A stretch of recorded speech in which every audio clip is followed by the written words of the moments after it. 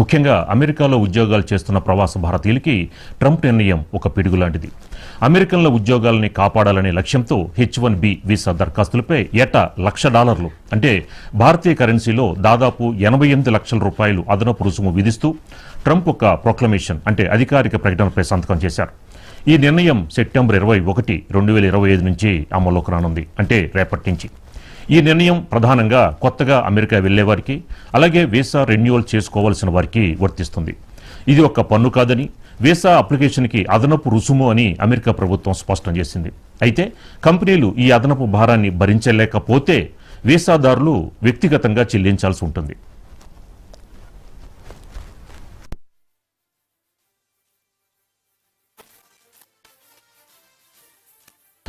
Trump నిర్ణయంతో H-1B వీసాపై America వెళ్లాలనుకుంటున్న వేలాది మంది భారతీయులు తీవ్రంగా ప్రభావితమవుతారు.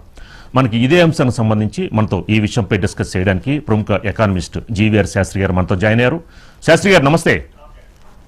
నమస్తే శాస్త్రి గారు, ఏంటి సడన్ గా యుఎస్ ప్రెసిడెంట్ ట్రంప్ రేపటి నుంచి గనక H-1B వీసాలకు సంబంధించి 88 లక్షల రూపాయలు పన్ను విధించడం ఏంటి, ఎలాంటి ఎఫెక్ట్ ఉండబోతోంది? అంటే అమెరికాతో పాటు వివిధ దేశాలకి, అంటే ముఖ్యంగా భారతీయులకి ఎలాంటి ప్రభావం చూపబోతోంది?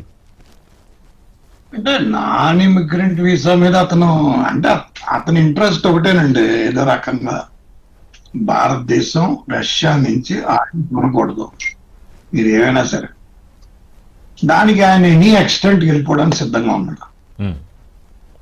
అక్కడ మన ప్రజల్ని ఇబ్బంది పెట్టాలనుకుంటున్నాడు. మన ప్రజల్ని ఇబ్బంది పెడితే అతను మరి ఆ రకంగా ఉంటుందనే, అంటే ఒక రకమైన బైలాటరల్ రిలేషన్స్. ఇప్పుడు H-1B వీసా అంటే అది non immigrant visa for specialist services, specialist skills వాళ్ళు ఉంటే వాళ్ళు employers, US employers can hire చేయొచ్చు. 3 ఏళ్ళకి చేస్తారు, తర్వాత అది 6 ఏళ్ళకి ఎక్స్టెండబుల్ అవుతుంది. అలా కాకుండా ఇతను ఇలాంటి బైలాటరల్ రిలేషన్స్ మీద అవగాహన లేకుండా, ఒక దేశానికి ఇంకో దేశంతో సంబంధం మీద అవగాహన లేకుండా ఇలా చేయడం కరెక్ట్ కాదు. అది అతనికి అర్థం అవట్లేదు. అతని ఎకానమీ అంతా ఎక్కువ మంది ఏంటంటే ఇప్పుడు 54 లక్షల మంది ఇండియన్స్, 54 లక్షల మంది చైనీస్, 56 లక్షల మంది చైనీస్, అంటే 1,10,00,000 మంది. వాళ్ళే ఎక్కువ లేబర్ అంటే labour efficient and effective labour ఎవరైనా కరెక్ట్ గా పనిచేసేది, స్ట్రాటజిక్ గా, టెక్నికల్ గా పనిచేసేది ఎవరైనా ఉన్నాడంటే ఈ వర్గమే. ఈ వర్గం వాళ్ళు పనిచేసే పరిస్థితి లేదు. వాళ్ళకి జాబ్ కావాలి కానీ మేము పనిచేయం.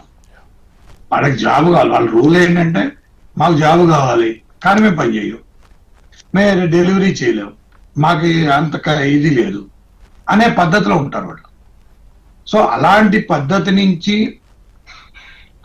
ఇతను బైలాటరల్ రిలేషన్స్ ని దావుగా రక్కి, ఏదో మహాభారతంలో ద్రౌపదిని దాము పెట్టినట్టుగా దుర్యోధనుడు ద్రౌపదిని అడిగినట్టుగా ఉండదు. ఈయనకి ఏంటంటే చేతకంతానం, రాజ్యాధికారికం మీద అవగాహన లేకపోవడం, ఏదో రకంగా ఏదో చేసేయాలనుకోవడం, అది ఒక పద్ధతి కాదు.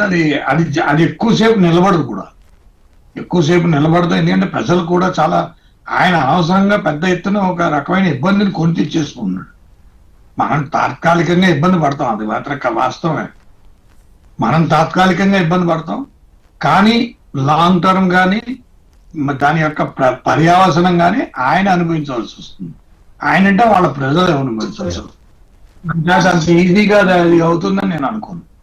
అంటే శాస్త్రి గారు, స్కిల్డ్ లేబర్ వాళ్ళ కంట్రీలో లేకపోవడం వల్ల వివిధ దేశాల నుంచి స్కిల్డ్ లేబర్ని ఈ యొక్క టెక్ కంపెనీస్ అనేది వాళ్ళు తీసుకుంటున్నారు. ఇలాంటి పరిస్థితుల్లో ఒక స్కిల్ లేబర్ లేరు కాబట్టే కదా విదేశీయులందరూ అమెరికాకు వెళ్తున్నారు. ఇలాంటి నేపథ్యంలో ఇలాంటి స్టెప్ తీసుకోవడంతో మరి అక్కడున్న టెక్ కంపెనీస్ పరిస్థితి ఏంటండి? అది టెక్ కంపెనీ, ఇప్పుడు నేను చెప్పాను కదా, దీని యొక్క స్టేక్ హోల్డర్స్ ఎంతమంది అయితే ఉన్నారో, కంపెనీస్ అయినా, ఎంప్లాయీస్ అయినా, కంపెనీకి సంబంధించిన ఎవరితో కంపెనీలు అయితే ఎవరెవరితో అయితే వాళ్ళు అగ్రిమెంట్స్ చేసుకున్నారో వాళ్ళైనా కూడా చాలా ఇబ్బంది పడాలి. ఎందుకంటే అన్ని కంపెనీలు 80 లక్షల రూపాయలు, 85 లక్షల రూపాయలు H-1B వీసా ఇయర్లీ రెన్యువల్కి కడతాయంటే నేను కట్టమని నేను అనుకోను. అది చాలా ఇబ్బంది. 3 ఏళ్ళు అక్కడ ఉండాలంటే 2.4 crores కట్టాలి. 2.4 crores కదా, 70-90 రూపాయలు అయిపోతే $2.7 crores. అలాంటిది కట్టే అంటే బైలాటరల్ రిలేషన్స్ ని మనం ప్రభుత్వం ఇప్పటికైనా అదే చాలా స్ట్రాంగ్ గా ఉంది, అందుకే వాడు బాధపడుతున్నాడు. మీరు ఒకటి అబ్జర్వ్ చేయవలసింది ఏంటంటే ఇండియా చాలా స్ట్రాంగ్ గా నిలబడింది ఈ విషయంలో. ఆ నిలబడినప్పుడు కొన్ని తాత్కాలిక ఇబ్బందులు రావడం సహజం. ఆ తాత్కాలిక ఇబ్బందులు మనం తట్టుకోవాలి, తట్టుకుంటేనే దీనికి సమాధానం చెప్పినట్టు అవుతుంది. అంతే తప్పితే తాత్కాలిక ఇబ్బందులకు మనం లోనైపోయి దాని మీద విదేశీ వ్యవహారాల నీతిని కనుక మనం మార్చుకుంటే అది చాలా ఇబ్బంది. మనం అతి వేగంగా ఎన్నో ఇబ్బందుల వైపు వెళ్ళిపోతాం. అంచేత ప్రభుత్వం ఒక నిర్ణయం తీసుకుని నిలబడింది రష్యాని అంటే ఆయిల్ మేము కొనుక్కుంటాం, మనం ఎవరి దగ్గర నుంచి ఏం కొనుక్కున్నాను వాడిని నిర్దేశించే అధికారం వాడికి లేదు.